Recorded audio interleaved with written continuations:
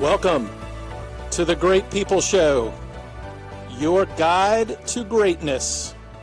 I'm your host, JJ White, and with me is my co-host, Kelsey Bridges.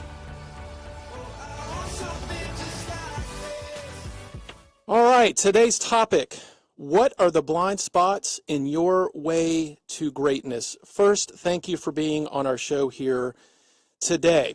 So the reason I picked this topic is because I personally have way too many blind spots. But that's kind of an oxymoron, isn't it?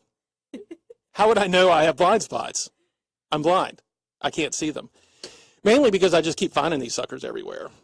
And so I thought I'd start with a very personal story of my journey with blind spots. And we'll talk more about what blind spots are later. We'll get into all that detail stuff. So when I decided to do this topic for the show, we were at the pool over the weekend, and Sam was in the pool with the kids, and I went over and said, I need some research here. What are my blind spots? And she just looked at me and kind of looked at me, and she's like, can I think about that? I was like, no, I need to know what they are right now, because I know you know. I know you know what they are. And she just kind of looked at me and said, you seem to be a little inflexible sometimes. You kind of like things a certain way. I don't know if that's a blind spot or not, because I totally agreed. and I usually know when it happens. But to her credit, I tell you what, it certainly happens more often than I would give credit to myself. And by the way, our show's an hour. I could spend the whole show just talking about my blind spots, but I'm not going to. Kelsey? Good afternoon. Good afternoon. Or good morning or good evening, depending on where you're listening from. Time it is. What are your blind spots? Oh, that's so funny that you said that, how you're being inflexible, because I feel like that is definitely one of my number one blind spots, is I want everything to go according to plan, and if it doesn't, start to freak out. So we got issues. You and I have issues. We both do, yes. Yeah, we work in the same office. We're on the same show together. I don't know, radio is kind of cool for people that are being inflexible. I mean, it's pretty strict, you got time and stuff like that. So how has this affected your path to greatness over the course of your life? Well, if I don't have a plan, then I get really upset about it almost. It's almost like caused conflict sometimes, where I'm like, with my parents, we're trying to plan something, and my dad's famous line is, we'll play by ear. Hate that. Hate that. And I'm like, Dad, I need a plan. I need to know what we're doing so I can plan it. I can get everything ready. I know if I need to eat or if I need to bring snacks. Yeah. I like to bring snacks with me if I know we're going to have a long day. Yep. I eat your granola bars all the time. Yes. They're rather squished. So on this whole, let's kind of hang out on this inflexible thing or being more flexible topic, because I think this is a really important thing for most people aside from the whole blind spot thing. There's a lot of upside to being inflexible. I think of like some of the greatest people ever in business. They had to be pretty strict, I mean, they had to be pretty locked into a certain pathway. Patton, right? I mean, the dude had goals. We just celebrated D-Day yesterday from this show right now today. And, he kicked butt. And he couldn't be all wide open and be like, let's just see how it goes. Let's play the whole thing by ear. Let's play this whole D-Day thing by ear. Steve Jobs. Apple is one of the most successful companies in the entire world because of the foundation laid by Steve Jobs. And let's face it, his mantra was, it just has to be this way, period. There's no flexibility here. This is how it's going to be. And I remember some things that he let happen in his business, and he kind of went back and mocked it and said, see, look what happens when I let you get off the reservation a little bit. So what else, Kelsey? What else are some of your blind spots? I'll pile on this in a minute. Oh, Lord. Well, I think also one of my worst ones is not listening, or I'm listening to respond and not actually listening. Yeah. Goes out in one ear and out the other, and then I'm thinking of a response while I'm doing it. Yeah. Which is really hard, especially because in my sorority at school, I am in charge of formal recruitment. Okay. And when you're talking to these girls, I'm thinking of the next question. Yeah. I'm not thinking about what they're actually saying. Yeah. And that is the worst. Now that I look back on it. Do they see that? I don't know. I feel like they might, or if they're really paying attention, or they're just happy to be talking and talking about themselves. It could go either way. Yeah. We did some research on Facebook Live earlier this week, and Soretta, out in the sunny state of California, when I'd ask what are your blind spots, she calls them certain tells. And her tell is that when she's annoyed, she closes one eye quickly. That's detailed. Interesting. Yeah. Can you imagine finding that out about yourself? That when you're annoyed, you give like physical body language signals. Mm-hmm. And if you're around somebody enough that they actually pick that up really quickly. I'd feel like I'd want to wear a bicycle helmet with one of those mirrors on it so you can see behind you and just tilt it towards my eyes. So I like, oh wait, I just blinked. Oh my gosh, they know I'm annoyed. That would be so funny. Gosh, I've known Soretta for a while. I've never seen her wear a bicycle helmet with a mirror on it. So, here's another big one for me. This one's actually really, really huge. Sometimes I just don't care. I just shut down. And it's not really for anything specific. Like I can tell it's like, I'm done right here. I'm just done. I'm done with this situation. I'm done with this like conversation. And that's a really bad blind spot because I often don't notice it until it's over. Do you think that's gotten worse as you've gotten older, or maybe once you got married? Kelsey, I think everything has gotten worse in my life since. No, I'm just kidding. Certainly, my body's fallen apart. I did a 100-mile bike ride a few weeks ago, and I think I left one of my limbs out on the trail. I think it's easy to slip into these really bad habits as you get older because you start to get set into stone, not like concrete stone, maybe like Jell-O. You know what I mean? And over time, it's easier to. If you're working hard on it, you can have better self-awareness. I think that's where the value in this whole exercise is. So we're going to take a short break, hear from our sponsors, and when we come back, we're going to talk about what exactly is a blind spot and what can we do about it.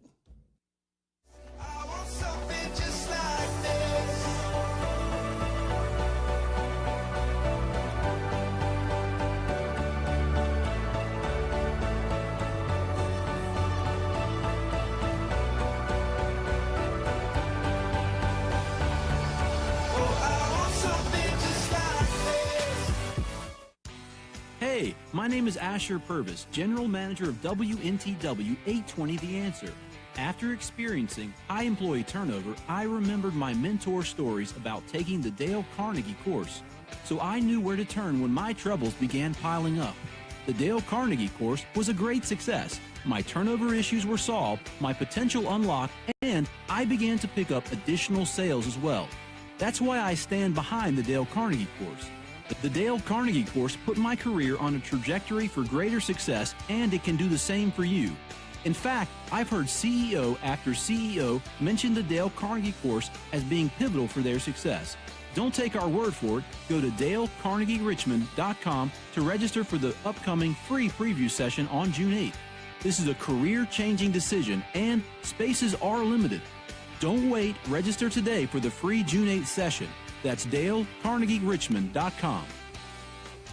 Before the book How to Win Friends and Influence People was the Dale Carnegie course. Now, after 104 years, over 8 million people have experienced Dale Carnegie courses. People like Warren Buffett and Ronald Reagan. The Dale Carnegie experience uses proven techniques to permanently unlock the potential of top talent, making individuals into inspiring leaders and groups into high-performing teams while reducing the financial and emotional costs of employee turnover. Register to attend a free preview of the Dale Carnegie course on June 8th. Register today at DaleCarnegieRichmond.com.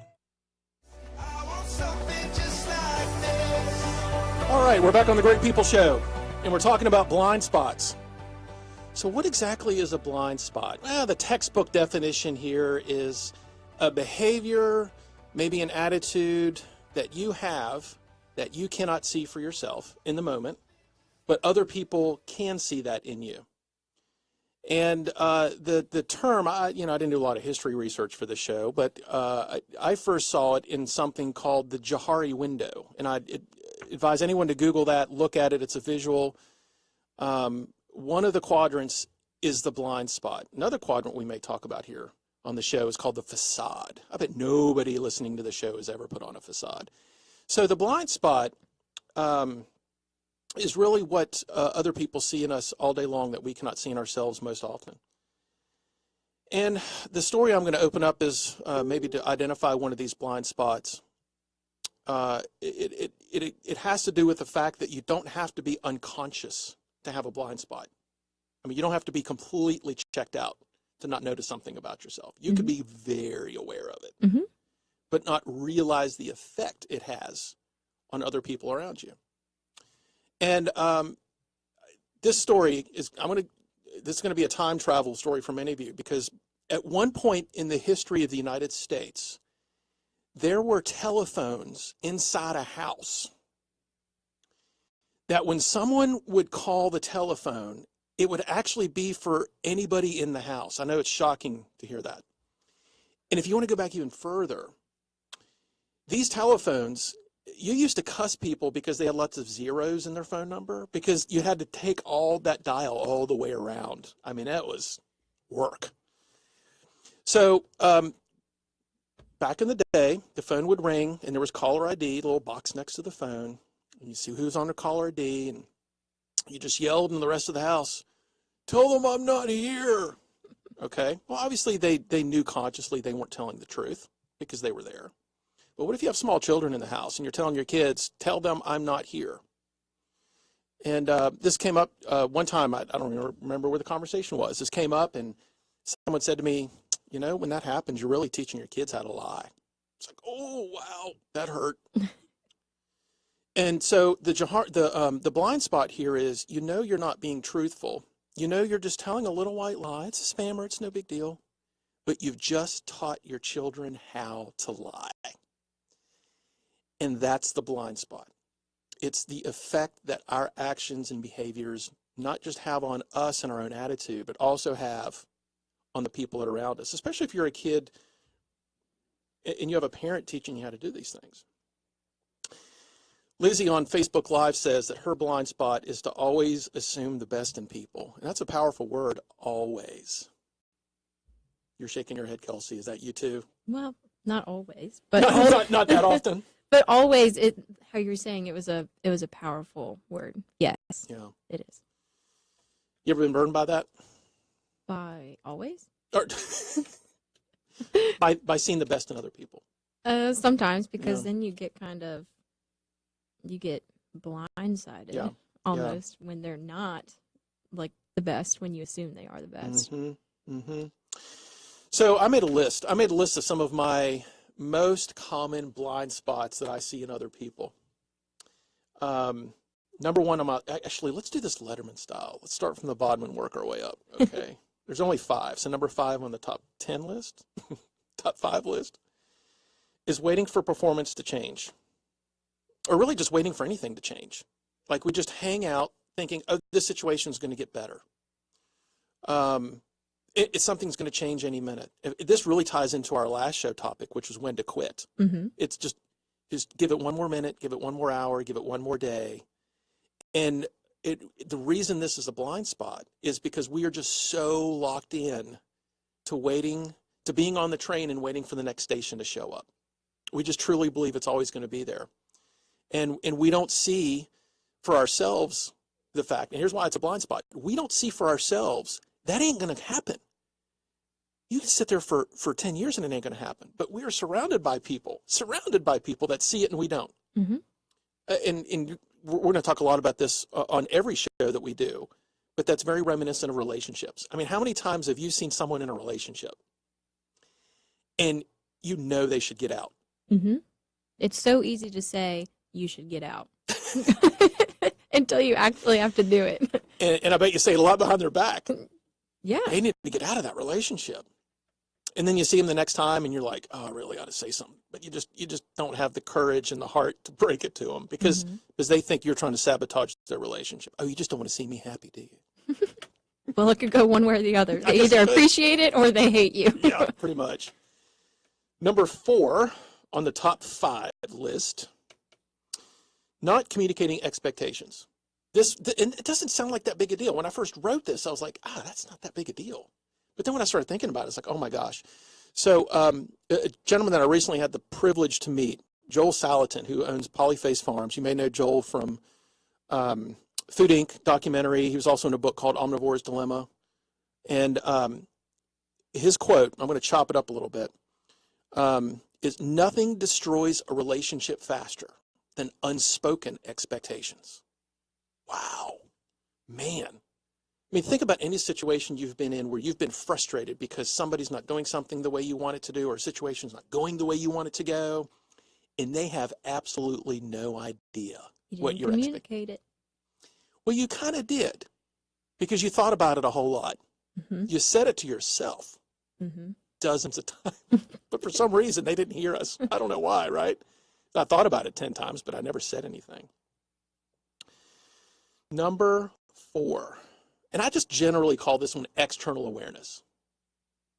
Number 3, clearly a blind spot is counting for me, specifically counting backwards. Thank goodness you're in the room, Kelsey. By the way, just so you know, and those of you watching Facebook Live here, we have 2 Kelseys in the room. So there's K1 and K2. So if you ever hear me say that by accident, that's why. So K1 said, I'm on number 3, that's external awareness. And here's why I put external awareness, because so many people are not aware of what's going on around them. The behaviors of other people, the situation they're in. And one of my favorite is when you're having a conversation with someone and you're just ready to go. All right, well, it's good seeing you. And you start to physically back away. And what do? Get closer. They get closer. You're like, oh man, you're not paying attention right now. They just cannot see this. They cannot feel it. But really, I mean, that's what we're talking about here. Most blind spots are very emotional. They're behavior based. They're what we see, observable behaviors, but they are rooted in emotion. And oftentimes that emotion is driving us to this self-centeredness. It's a very powerful emotion. So it's just being aware of what's going on around you. That other people, that you can't say these certain things to other people. And if you've ever been a manager of people anytime in your life, you've probably been involved in a conversation where somebody said, he said what? Or she did what? Are you kidding me? And you know the rest of that conversation is they had no external awareness. They did not realize the effect of their actions. It's very powerful. Number 2, how am I doing on the math? You're doing good, Okay. too. Yes. Number 2, because we're getting more powerful here as we go, the need to be right. It takes courage to walk away, doesn't it? Mm-hmm. I was recently in a seminar with Marshall Goldsmith, who wrote the book, What Gets You Here Won't Get You There.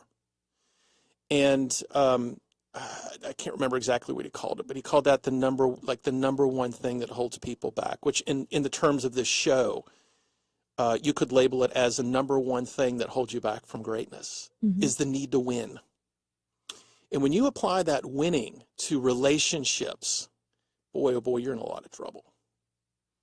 You're competing now. And so if you're in a relationship and you need to be right, Kelsey, what do you get from that? What are the byproducts of being right and winning? Well, it makes you feel good. And sometimes, like, depending on what it is, you feel maybe smart. Yep. Or, I don't know, just you feel better. You just feel better, yeah. How do you think that makes the other person feel? Then they feel like crap. A loser. Nobody wants to feel like a loser, but unfortunately, when we have that need, that desire, that overwhelming passion to be right, and we win, they don't. They lose. And we've caused them to be a loser in that moment, and that's really bad. It takes a lot of courage because your number one answer, which I believe is everyone's number one answer, is because it feels good to win. It feels good to be right. It's so short term. That's so short term. It is. And that feeling of being right and winning is what really causes that blind spot to happen. I mean, it just covers up the whole thing. And number one, before we get to number one, if you're on Facebook Live, tell us what your number one blind spot is, what you see in others. Maybe you want to confess and tell us yours. Number one, drum roll. We don't have a soundbite for drum roll. Talking too much and just not listening. People just talk. Blah, blah, blah, blah, blah, blah, blah, blah, blah. And you may have heard the saying, you've got one mouth and two ears. You should be listening twice as much as you're talking. And when you talk, Kelsey, just in a general sense, when you're doing most of the talking, what are you talking about? I don't know. I guess it depends on the situation. Oh, Well, is this a blind spot for you? You're probably talking about yourself. Oh, ding, ding, ding. I was I kinda knew hoping that's you'd what give you me were that looking answer. for. Yeah, thanks for helping me fill in the blank. Yeah, because naturally that's what we're doing. We're talking about ourselves. I brought this up to one of our clients the other day. He has a family gathering where his spouse's family tends to talk too much about themselves. And I said, all right, here's your measuring stick. He was heading off to Kentucky and he's going to spend a whole week with them. I said, here's your measuring stick. When you're in conversations and you're listening, count how many times they ask a question. And he's like, I don't need to. I don't know if I've ever heard any of them ever ask a question. It's stellar when you get into a conversation with someone or you're just listening to people talk in a room, how many people don't ask questions. And if you're not asking questions, you're either being a great listener because you're not saying anything or you're talking too much about yourself. Mm-hmm. Okay, so that was my top list. Anything that you want to add as far as you see in other people with a blind spot? Oh, me. Yeah, I thought you were talking to Facebook. yeah, you Facebook too. Well, that's so funny that you said that with the family reunion, because my mom does the same thing when she's with her family. When we do family reunions with her side, she's one of 9 siblings. Wow. So it's always who can get their word in first, who has the best story, because that's how they've grown up. They've constantly been competing like that. But I think one of the ones that we were talking about in the car was difficulty expressing emotions. Yeah. Which can be hard because you don't want to seem too emotional, but you don't want to seem like not fun at all either. So that's a very fine line. Yeah, there was a lot of that coming up on the Facebook poll that we did. Chris Romaine from high school. What up, Chris? Trying too hard to impress people or thinking I have to live up to a certain level of success. Mm-hmm. You know, my advice, because I get there too, I think we all do, is instead of being a second-rate them, be a first-rate you. That's about changing your frame of mind, isn't it? Mm-hmm. Another one, I've been told I'm too hard on myself, but I can't see it. Self-critical. I love this one from Mimi Hager from high school. I think too highly of my good qualities and am too critical of my bad ones. Wow. There's a big gap there, isn't it? Yeah. And then there's a lot of medical reasons people were bringing up on blind spots. You saw that? Yeah, I noticed that when I was reading them. Yeah. Well, Matt, of course, Matt from Matt's Dirty Pickles, we're going to have to make him an advertiser if I keep doing this, said wearing my emotions on my sleeve. Yeah, that can lead to danger zone, can't it? Mm-hmm. Yeah, that can really get us in trouble. Ryan Eltringham on Facebook says, what a great show, JJ. Thank you, Ryan. We're going to take a break to hear from our sponsors, and when we come back, we're going to be talking to Brandon and Val about blind spots. You're listening to The Great People Show.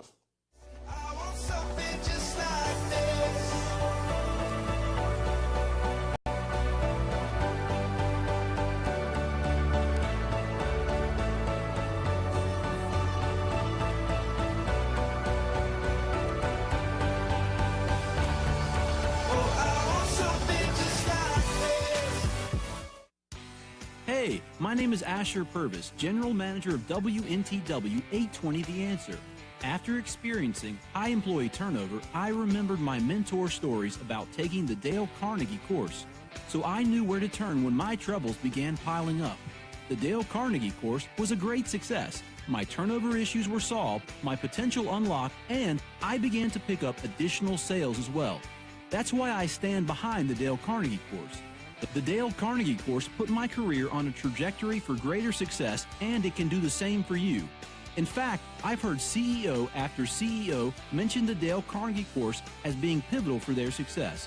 Don't take our word for it. Go to DaleCarnegieRichmond.com to register for the upcoming free preview session on June 8th. This is a career-changing decision, and spaces are limited. Don't wait. Register today for the free June 8th session. That's DaleCarnegieRichmond.com. Before the book How to Win Friends and Influence People was the Dale Carnegie course. Now, after 104 years, over 8 million people have experienced Dale Carnegie courses. People like Warren Buffett and Ronald Reagan. The Dale Carnegie experience uses proven techniques to permanently unlock the potential of top talent, making individuals into inspiring leaders and groups into high-performing teams while reducing the financial and emotional cost of employee turnover. Register to attend a free preview of the Dale Carnegie course on June 8th. Register today at DaleCarnegieRichmond.com.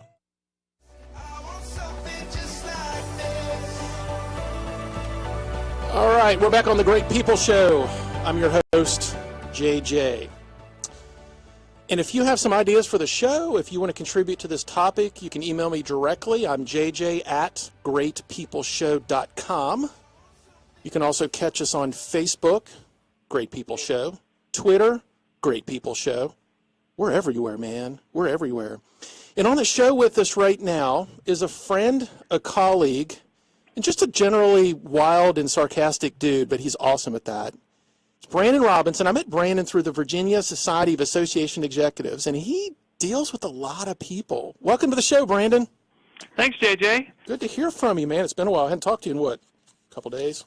Yeah, it's got to be at least 72 hours plus. What did I tell you? I'm having withdrawals, man. Well, welcome back. Welcome back to my world. So today we're talking about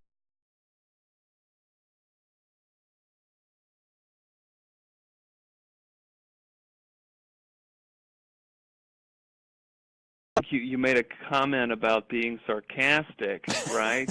In my intro, Yeah. And oddly enough, that's one of what I see oftentimes as a big leadership blind spot. Yeah. Is this idea of we love sarcasm. I'm the worst at it, or the best. Take that either way, right? But as leaders, sometimes we make sarcastic comments to folks we're quote unquote trying to lead, be on their team or what have you, and not really realizing the impact that may have in a negative way towards driving a culture, a different way. And to, I guess, put it in an example, if you think about, maybe in your work situation and one of your reports, your leader, manager, what have you, one of your reports walk by their desk and they're looking at Facebook, or maybe they're thumbing through People magazine or something. Yep. And you're like, hey, this is no big deal. You take 5 minutes to break from work, no big deal. You don't care about it, but you make a sarcastic comment about it. And so that person, you may have a great relationship. 90% of their brain is going, hey, that's cool. We have a great relationship. My boss can joke with me. But there's that 10% that's sticking there going, ooh, maybe that wasn't a good thing.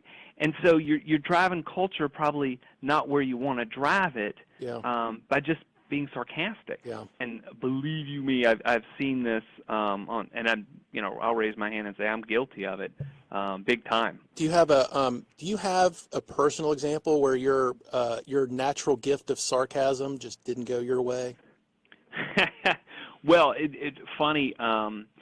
So years ago, I kind of got that lesson directly from a mentor. Mm-hmm. We were having it was an internal mentor, and so he's, working through some leadership things, and he's teaching me and said, and the day's lesson was about using sarcasm. I'm thinking to myself, oh, I'm really bad about that. Okay, I need to get that. So later that day just happened to be the White Elephant Christmas holiday party exchange with the office. Mm-hmm. My gift was 100 best sarcastic sayings for youth at work. It was a book. And I'm like, are you kidding me? And, of course, I think there were 30 people in our office. So it's White Elephant. So you can end up with, 1 in 30 chance. Yeah. Who ends up with the daggone book? He does. Of course. So at the end of the night, I'm going to him. I'm like, Steve is his name. I said, Steve, I can't believe today you gave me this lesson, and then you end up with the book, and this is the book I put in the thing, so I'm sorry. I'll take it back. And we had a good laugh about it, but, that's why the sarcasm piece is always going to stick in my mind, because it had a good object lesson at the end of the day. Yeah. We haven't talked about this on the show yet, but it's easy to see blind spots as being a negative thing. But people have positive blind spots too, right? There's good qualities about us that other people see, but we don't see for ourselves. And I'm curious if anyone over the course of your career or your life, someone has said, you really have this gift of X, and you went, what? No. Has that ever happened to you? Gosh, it's a blind spot, right? So I'm not supposed to good see question, it good or bad. Right. That's a tough question. I don't know that anyone's directly said that, and I've gone, huh? I mean, candidly, I feel like anytime someone gives me a compliment of that magnitude, I'm always like, oh, shucks. Oh, well, I didn't think about that. Yeah, oh, shucks. No, you shouldn't have. So I could probably do a better job of identifying. But I think someone earlier was talking about, this idea, which is not exactly answering your question, JJ, but trusting people too much, or thinking the best of people too much, as a blind spot. And again, raise my hand there, guilty as charged. Well, that's a great point, because what we didn't add to that part of the conversation was the fact that the net effect of seeing the best in people is you're going to win more often than you're going to lose. I mean, for the 10 people that you see the best in them, if one disappoints you, guess what? 9 didn't. That's a True. good thing. That's a good thing. Yeah, and you're going to inspire 7 to 8 of those 10 to do, hopefully you're going to inspire them to be better than they would have been otherwise, because you might have saw something in them that they didn't see. Yeah. Which then gets back to your positive blind spot. Yeah. Have you ever been in a situation where you really, really wanted to tell someone about one of their blind spots, about something they were doing, and you just couldn't bring yourself to do it, but you finally got the courage and you did it? And if you did, I'm curious how that went. Like, if there's someone in your life that you were coaching and you're just like, I really don't want to do this because they're not going to take it very well. Maybe it went well, maybe it didn't go well. I can't talk about a coaching situation. Yeah. But I'm trying to think, generally speaking, I've had some tough conversations actually the other way. Okay. So it's people coaching you. Well, no. Oh. Folks who I might be reporting to, or in some kind of Okay. hierarchy situation where they're above me, Yeah. and having the hopefully the term's not trademarked, but having a crucial conversation with them to say, hey, were you aware of this and this happened? And what blows me away every time I get to the point of doing that, I mean, literally stomach and knots, your cold sweat, you're like, this is going to be, whether it's going to be, a board member, you're going to create a rocky relationship, or a boss maybe, and you're like, no, I'm going to say it and get fired. Yeah. But every time in my experience, everyone on the other side of the table has said, wow, first of all, thanks for being brave and coming to me with that. Yeah. Didn't realize that, and, did something to ameliorate the situation. Yeah. So that's an important perspective, because you have to take an inventory before you do something like that, don't you? I mean, you really have to see, okay, it's one thing to play this as a movie in our head going, okay, if I say this, then they're going to say that, and then this is how horrible it's going to go, and they're going to slam the door and so on. But if you take a really solid inventory of what kind of relationship do I have with this person?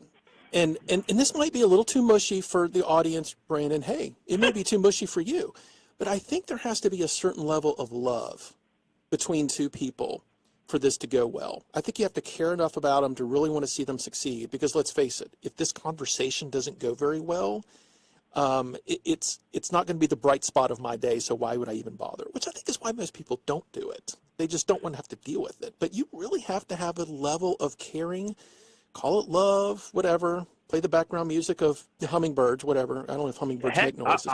I will go down that road. Go. When I was thinking about, hey, what are some of my blind spots? I think some of my blind spots are not turning that dial enough to focus on the person or the relationship early on, and you get 6 months down the road, a year down the road, you might get bitten, some goes the other way, and you go, if I'd have focused on the person and the relationship better than maybe the results or driving something too hard, then we wouldn't be where we are today. Yeah. So if we think personally, what are your blind spots? For me, it's relationship and people, and making sure I'm focusing on the people, not to the detriment of the results, but at the end of the day, the people, the relationships matter more. So I think your comment about love, not too mushy at all for me. Yeah, let's mush. So It is, So the rest of that for me personally is, and this is what I see in myself, this is what I see from so many people that I talk with, is they're overworked. There's too many things that they have to get done, and that becomes the priority. The person becomes the secondary. And a lot of people are not wired to pay attention to that relationship and to realize that my words matter, my tone matters, my facial expression matters. As we heard from Soretta earlier, I don't know if you heard it, Brandon, but she has tells where if she gets annoyed, her eye twitches. By the way, do you have a tell that you're aware of? No. No. Okay. But I'm a darn good poker player. I was going to ask you that, how well you do at the table. So. And actually, I'm not a poker player, but I was the dealer for a big poker group I had back in grad school for many years. So if you were the dealer, why weren't you the player? Well, I don't know. Maybe you're not that good at poker anyway. Yeah, maybe I'm not. just wondering. But no, I have no tells. Or wait, I don't know. or The is this, dealing wait, part would wait, be Brandon, more fun than playing. Brandon, is this part of your hustle? Like you're going to suck me into a poker game because you were the dealer, and then you're going to like take me for everything I'm worth? Is that how this works?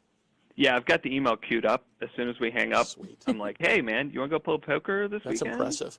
So another aspect of this that I want to ask you about, I mentioned the Johari window earlier, and we're focusing in that one part of the Johari window where it's a blind spot.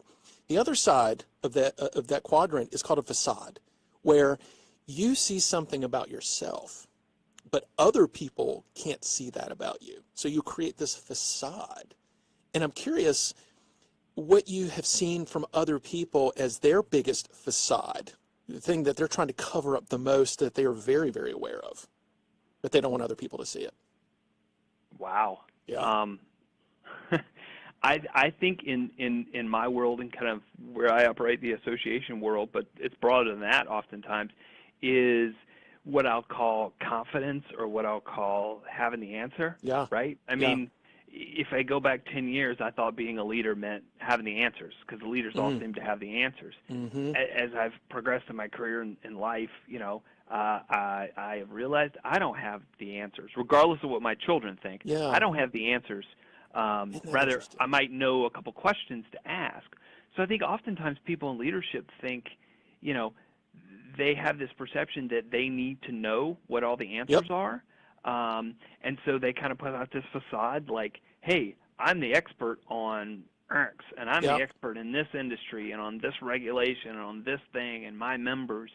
And they may to an extent, but at the end of the day, I don't think leadership is about having the answers. Yeah. I think leadership is about knowing what questions to ask to get the answers that exist on a team, in a membership, in a group, wherever. Well, we're going to leave it on that note, Brandon. That's powerful advice for us as we overcome our blind spots. We want to thank you for being on the Great People Show, and we'll be right back. Pleasure. Thanks, Brandon. All right.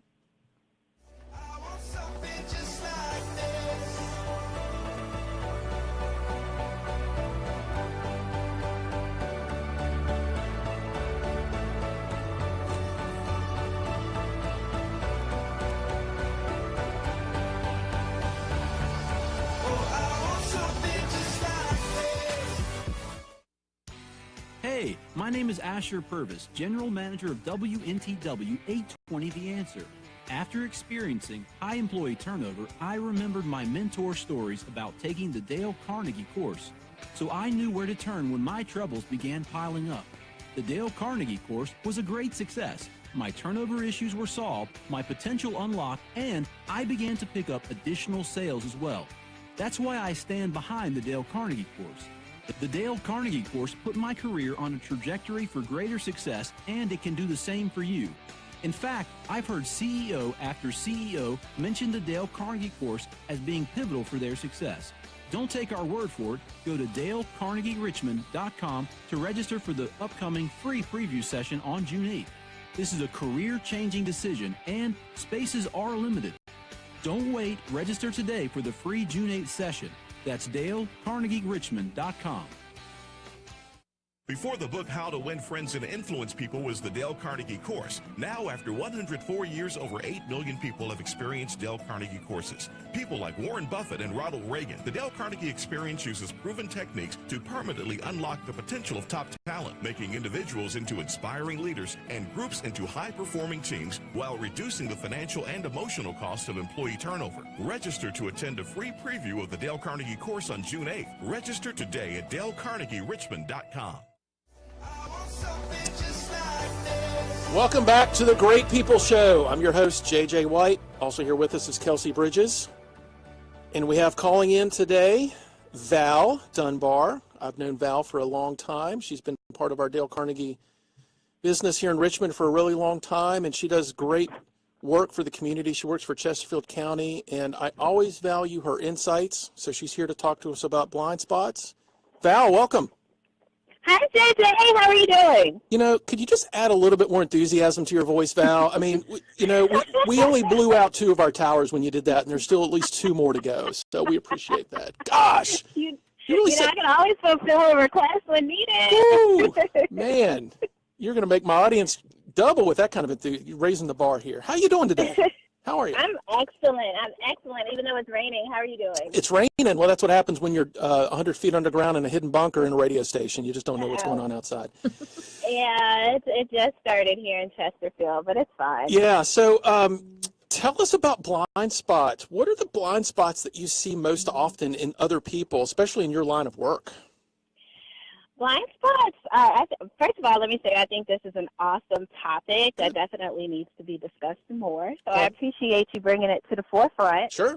I've been in social services now for 10 years. Wow. And so I'm definitely able to see in others things, that they can't see within themselves. Mm-hmm.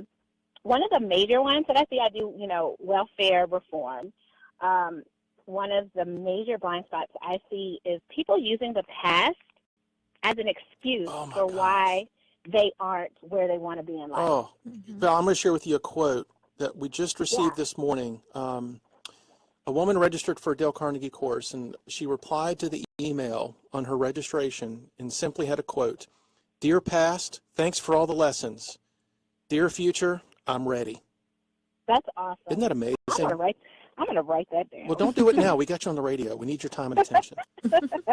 So does that turn into a vicious cycle with people? Like they just get stuck? They do. They get stuck in a rut, and then they complain about, I wanted to do this. I want to be here. You're the only person stopping yourself from doing that. Gosh. You are the only obstacle in the way. Yeah. Even if it's financial, there's loans, there's grants, there's other, there's scholarships, for those trying to go back to school. Yeah. And I'm amazed at things people are holding on from that happened to them when they were like 5 and they're like 40 now. You said that they are their own obstacle. They're the only thing in their way. But remember, we're talking about blind spots. They can't see that. They cannot see themselves. They can't see that. So what are the things that you hear them say? Because I think this is really important for our audience, because I hope that people listening to the show right now go, oh man, what are my blind spots? So what are things that you hear people say that would indicate to you that they have blind spots? That's Specifically this one, that they're in their own way. That they're in their own way. Oh, well, okay, for my line of work, I have a child, so I can't do this. Oh. So they have, let's call it an excuse. One of my favorite sayings is, I've got a lot of bad reasons and good excuses. Which one do you want to hear? Right? So right. that's their good excuse. So they basically take themselves out of the equation. So maybe if you find yourself saying things where you exclude yourself from what's going on when you are at the center of what's going on, then you may have a blind spot. I kind of feel like I'm on the Jeff Foxworthy show. Then you may have a blind spot. But they definitely do, and they say things, but because it's a blind spot, they don't realize it. And like you said, it's an obstacle, but they can't see it. And I'm in a position to help them see it. It's possible, and it's you. Yep. How do you do that? It really, first of all, I have to develop a trusting relationship with them. Yeah. And once I have individuals' trust, I'm real. There's no sugarcoating it. Yeah. So I bet when you first meet people, and I know you, Val, I bet if you let yourself, you could probably say, what are you doing to yourself? Like that would be like, hi, my name's Val. What are you doing to yourself? That probably just would not go over very well, would it? It wouldn't. One of the ways I address it, I meet new people every week. Yeah. I get new cases every week. And rather than me point out in them what I see, I have them do it. Ooh. So I'm like, what brings you here today? Why are you here? What brought you to this current situation? Yeah. So you question them into seeing it for themselves. Right. Good for See it you. for yourself, because it's not me. It's not my life I'm trying to change. It's not my life I'm trying to impact. I'm trying to do it for you. So if you don't see it in yourself, it's not going to happen. Yeah. So Val, I'm gonna practice that technique with you. Okay, you ready? Okay. Valerie, what are your blind spots? Okay, I was a little bit more direct with that, but you get the point. What are my blind spots? Well, obviously you don't know because they're blind, but what are some blind spots over your course of growth that other people, that you have found out about yourself as you've grown? as I've grown, and I'm continuously growing within personally and professionally. Yeah. But I have something I like to call a takeover spirit. Ooh.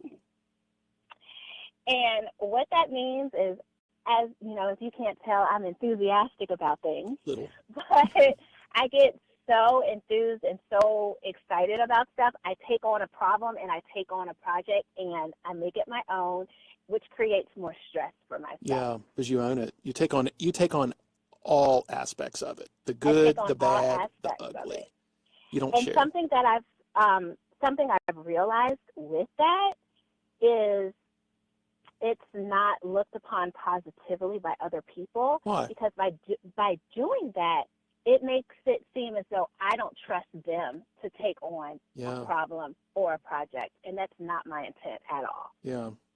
Well, you probably I'm just enthusiastic. you probably find yourself in situations all the time where you get into a group environment. Maybe it's a team at work, maybe it's a team in your personal life, and they're looking for a leader, and you end up being the leader a lot, don't you? You get picked. I'm on a lot. I chair a lot of different committees. Yeah. Yeah. I chair a lot of committees, but with that and in personal development, knowing that blind spot, having it brought to my attention, it's helped me delegate. Yeah.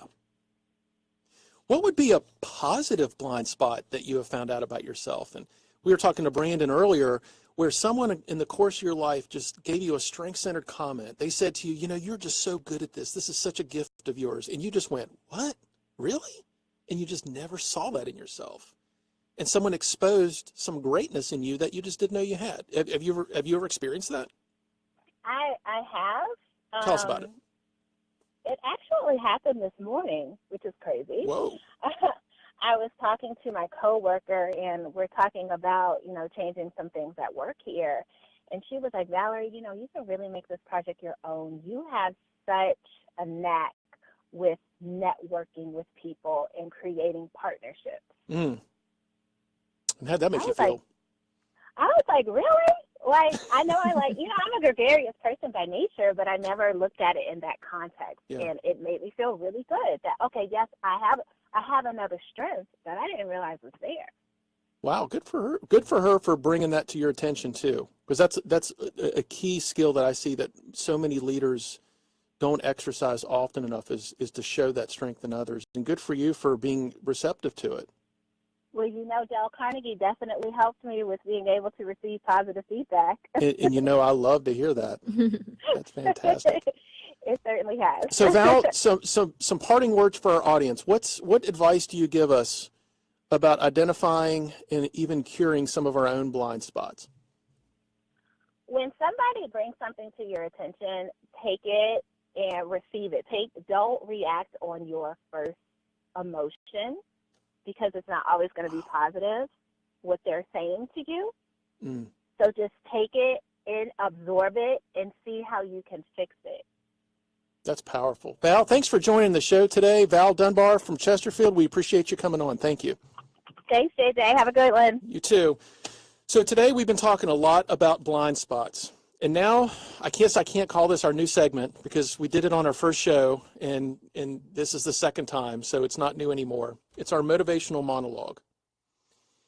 And as I just take in everything that we've talked about today when it comes to being in our own way, and if I had to rename the show, maybe that's what I would call it, is being in our own way.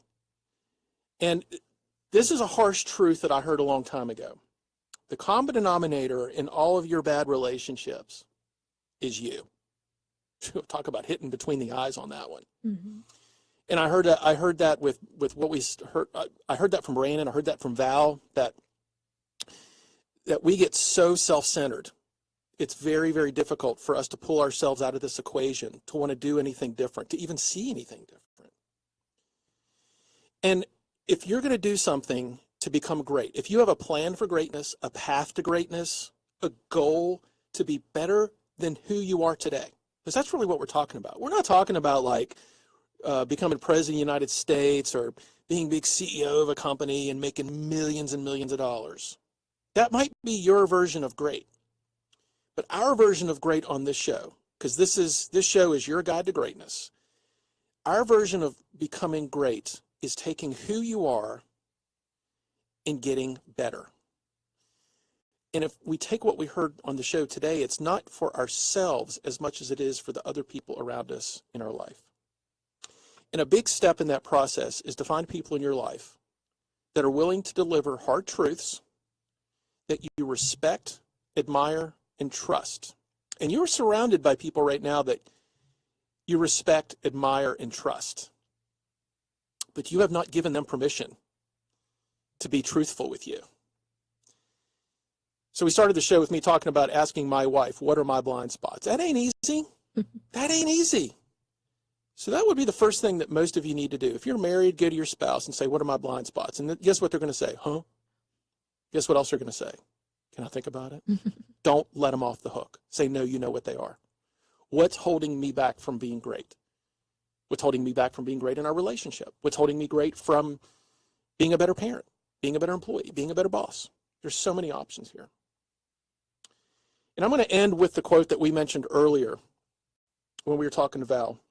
Dear past, thanks for all the lessons. Dear future, I'm ready. We want to hear from you. We want to know what topics you want us to talk about. We want to know what's holding you back from greatness and how we can help. You can email me at jj@greatpeopleshow.com. We're on Facebook. We're on YouTube. We're on LinkedIn. We are everywhere. Thank you for joining. This is the Great People Show. Where'd you wanna go?